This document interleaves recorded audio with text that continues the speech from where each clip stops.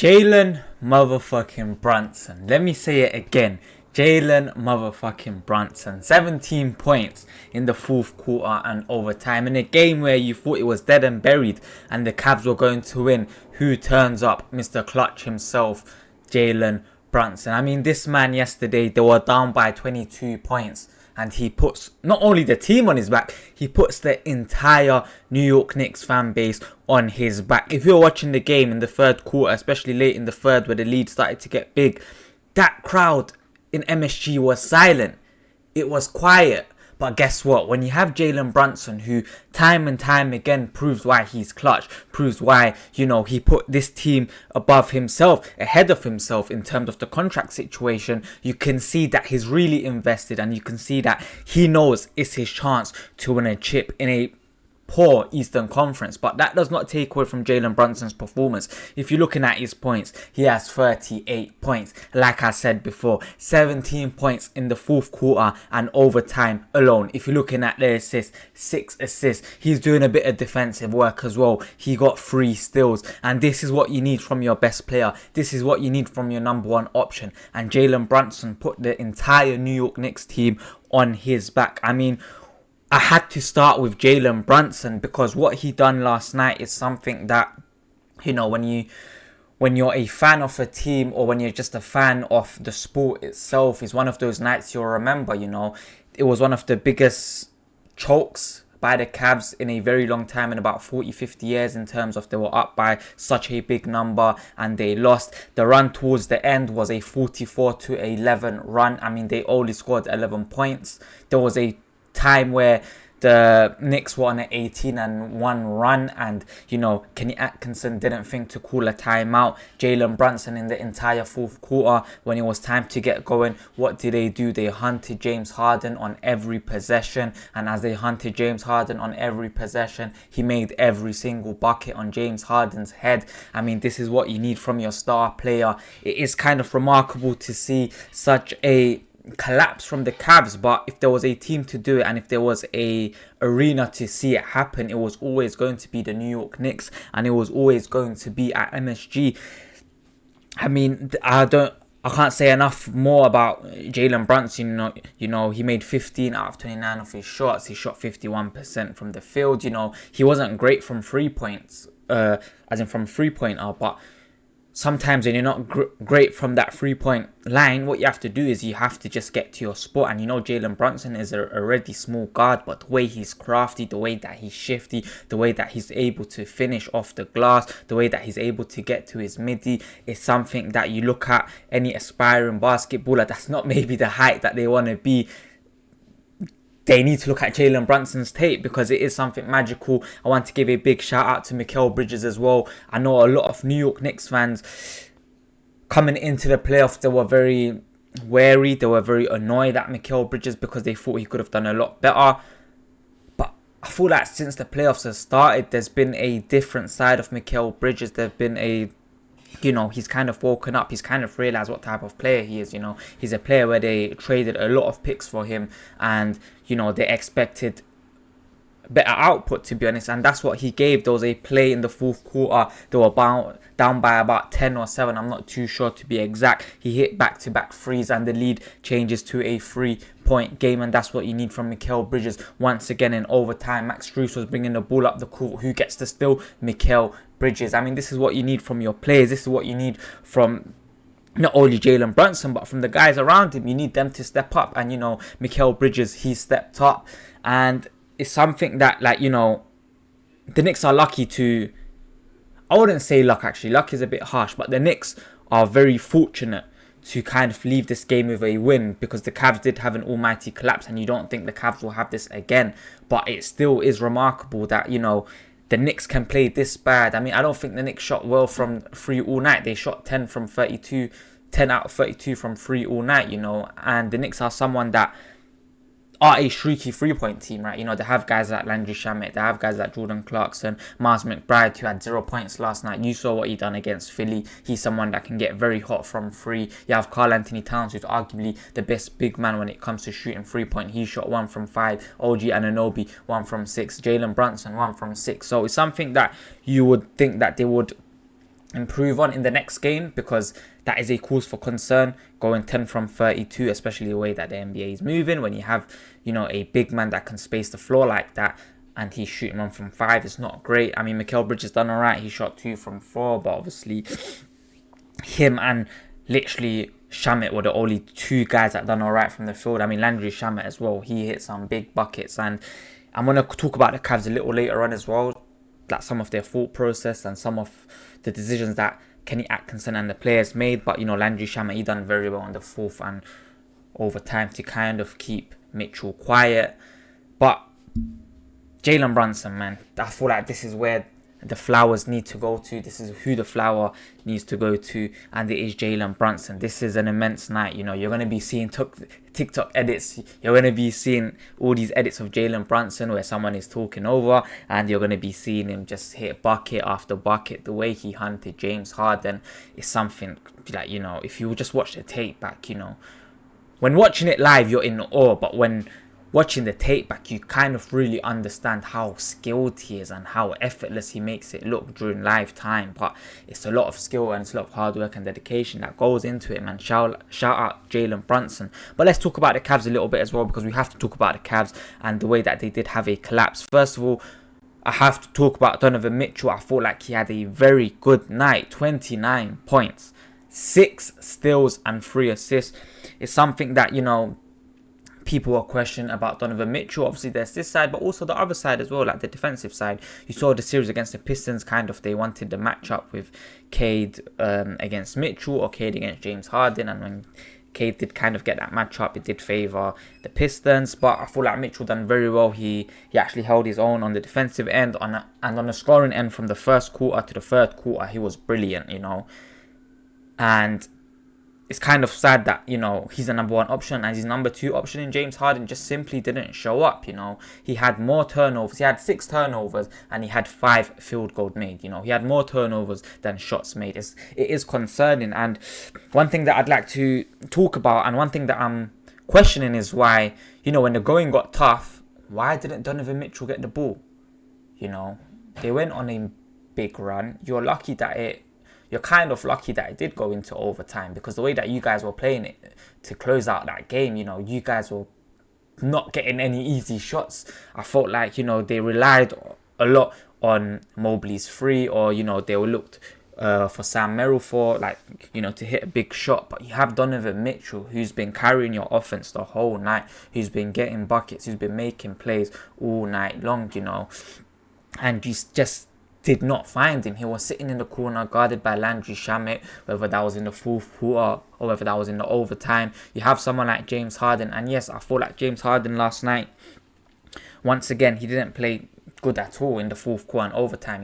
A lot of people will call it vintage James Harden, playoff time, playoff environment, and he's choking once again. So I feel like in that scenario, when you know that James Harden is not having a game that, he usually could have, or a player of his caliber should have, you have to kind of look at yourself as a coach, and you have to think, what is the best decision for the team? And Kenny Atkinson must have been like, alright, cool, James Harden, you're not bringing the ball up the court. Let's get the ball to Donovan Mitchell. Let him actually initiate the offense and let him try to get good looks. Because when Donovan Mitchell, in the first 3 quarters, when he was playing, they could not guard him. He was getting points with ease.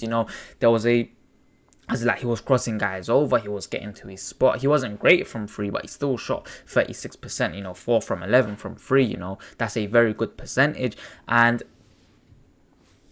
they just did not find him in the fourth quarter. I feel like Mobley had a good game, 15 points, 14 boards is something that, we expect from Evan Mobley, and sometimes we expect better, and I feel like tonight we did get better. He also got 3 blocks. I thought Sam Merrill, once again, he's one of those players that can shoot threes and you can't really leave him open. He done his bit. Dean Wade done his bit. I feel like Jarrett Allen on the offensive board, he actually done his bit as well.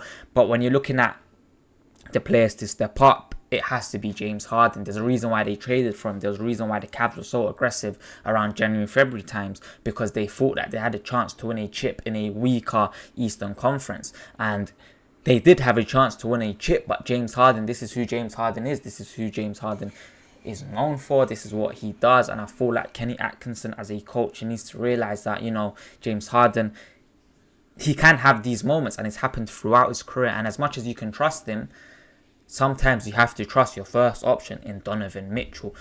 Don't worry about the name of James Harden. Yes, it holds a lot of weight. Yes, it holds a lot of power. But when you have Donovan Mitchell, who, as I said before, has 29 points, who's had a great night, who's had, during the regular season, he's had very good games against the New York Knicks, and you're not getting him the ball, it is something the coach has to look at. Once again, I was watching the post-match interviews this morning, and I was looking at what Mike Brown was saying, and I was looking at what Kenny Atkins saying. First of all, let me say what Mike Brown was saying. He was pretty much saying, James Harden. So he said two key things that kind of stuck out to me. He said the first thing was that they weren't fussed with James Harden bringing the ball up, especially early on in the game, because when he brings the ball up, he likes to take 1,000 dribbles, and if you just put someone on him, he will eventually tire it out. And I thought like that's what happened. He played 42 minutes last night, obviously overtime as well. And then he said something else. He said that during the fourth quarter, when they were trying to close the lead, they hunted James Harden on every possession. At first, it was Dean Wade guarding Jalen Brunson, and after they obviously got the switch, they got Jalen Brunson versus James Harden, and Jalen Brunson knows that James Harden is not moving his feet. He's not stopping him, and that's exactly what they done. And I feel like Kenny Atkinson as a coach, he has to realize you either double Jalen Brunson, who's literally carrying their offense throughout the entire fourth, or you make sure that the switch from Dean Wade to James Harden is not easy, or you blitz him, or you just do something that doesn't leave Jalen Brunson on an island with James Harden, because James Harden is not going to be able to guard him. One thing that Kenny Atkinson did say is that he likes to save his timeouts. Why are you waiting for an 18-1 run to call a timeout? It is concerning, You guys were up by 22-23. You thought the game was done. The whole crowd in MSG thought the game was done. But guess what happens? When you let them get a few buckets, that arena, that crowd can get scary. That crowd can get crazy. And after you see players start to shrink, and I feel like Kenny Atkinson, when you see your team going on a 10-1 run, that's when you call the timeout. You don't wait for it to become a single-digit game. You have to be proactive with your timeouts, and he will learn from this, and I hope he does learn from this, because he did say he likes to save his timeouts. But it is something that he has to look at himself and think about. Alright, cool, you know what? Yes, it's on the players partially, but it's also on me as a coach. I have to do better. I have to give my players better looks. Coming down the stretch, I have to get the ball into my main guy's hand in Donovan Mitchell. So it is a lot of questions to think about. There's a lot of points to think about, and I guess when they look back at the tape, they will think about better looks they could have got, or things they could have changed. Anyways, looking into game 2, I want to look into the next game. It was very important for the Cavs to win this game, because obviously the Cavs haven't been great on the road this playoffs. Obviously they did win game 7 in Detroit, but people will argue that Detroit weren't a great first seed team. And if you're looking at games that are winnable and games that are going to be winnable by a big margin, you're going to be looking at that first game. And if they do lose in 6, or if they do lose and it's because they don't have home court advantage, you'll look at this game and they'll be like, we had game 1, we should have won game 1, we were up by 20 plus points, we should have won the game, and they couldn't do it. So it's a choke, it's a bottle from the Cleveland Cavaliers, and it's a great comeback. It's a heroic comeback, it's an amazing comeback, it's a once in a lifetime comeback from the New York Knicks when talking about the achievement that they had. But going into game 2, I think you need much more from James Harden. You kind of expect these from James Harden, but you don't expect it to be this bad. He needs to be making a lot more shots. He can't be having 6 turnovers as your primary ball handler. You can't be having 6 turnovers. You can't be having more turnovers than field goals made. If you're going to have 6 turnovers, at least, get 25 points. At least get 30 points, Then you kind of make up your turnovers with the points that you made. And all the Cavs basically needed the entire night was James Harden to have a decent night. I thought Jarrett Allen, we've seen him in Game 7 in the past 2 series where he's kind of risen. I felt like Karl Anthony Towns did a good job on him, whereas Mobley primarily was guarded by Mikal Bridges, and obviously the size mismatch, it is going to be a tough ask for Mikal Bridges. But I feel like Jarrett Allen, I feel like they can get a bit more from him, but I feel like sometimes they can give him a bit more easier looks when looking at Jarrett Allen in terms of the looks that he could have got. So I feel like you kind of have to trust your bigs, especially in a team where you rely a lot on the double bigs. You kind of have to look at Jarrett Allen and Evan Mobley kind of getting easier looks. Evan Mobley shot 2 from 8 from 3-pointers. It's not really where he wants to be. Yes, he can shoot the free ball, but that shouldn't be your go-to play. You should be looking at other guys to shoot the free, and you should be looking at easier buckets for Evan Mobley, where he gets a mismatch and he kind of dominates in the paint. And their role players, I feel like Keon Ellis is a player that when you looked at him for the Kings, he looked good, you know. A lot of teams were kind of interested in him and they were thinking about trading for him, and you know, they traded for him. The Cavs, I feel like they need him to do a lot better. It's the same with Schroeder as well, you know. He shot 1 from 9 in the field in 18 minutes. It's just simply not good enough, and he has to improve. He has to do better. But most importantly, I feel like they didn't shoot well from 3 as well. They shot 16 from 50, you know, that's 32%. It wasn't great. They also had 19 turnovers in comparison to the Knicks' 17 turnovers. It's not something that you want, you know, in a playoff environment. Yes, I get the pressure is there, and I get that the refs are a bit more lenient in terms of the way that they let fouls go, but you still can't be having 19 turnovers in a very important game one where you easily could have won the game. And especially when you're looking at the next two teams that you're going to face, if you do advance to the finals, it is going to be teams that force turnovers. You know, it's going to be a team that is better at defending than both these teams. It's going to either be a Oklahoma City Thunder team where they are known for getting turnovers and getting fast break points, or you're facing a Spurs team where once again they have great guards that can defend on the perimeter, whether it's Stephon Castle, whether it's Dylan Harper. Then you have an alien sitting in the paint who is just going to swat everything away. Looking at for the New York Knicks' side, however, I feel like they must do better to start the game. I feel like Karl Anthony Towns, you know, the thing is, I always say this about the Knicks team. The Knicks team are as good as Karl Anthony Towns is basically going to be. If Karl Anthony Towns is on it, I expect the Knicks to actually win the game. If Karl Anthony Towns is not on it, then I don't expect the Knicks to win the game, even though Jalen Brunson is a superb player. I feel like tonight was kind of a rare occasion where Karl Anthony Towns was off it, and you know, Jalen Brunson, Mikal Bridges, Landry Shamet, everyone just stepped up. You know, OG Anunoby with some clutch free throws, you know, late on in the game. So I feel like they need Karl Anthony Towns to step up. They need him to do a lot better. They need they need McBride to find his 3-point rhythm again, because you know that's kind of his calling card. That's something that, you know, they look to, especially in the series against Philly. You know, they got the ball to him. He was shooting threes. It was automatic, and he's a player that it can get simple for him. It can get automatic for him. Just find him open and he will hit a free.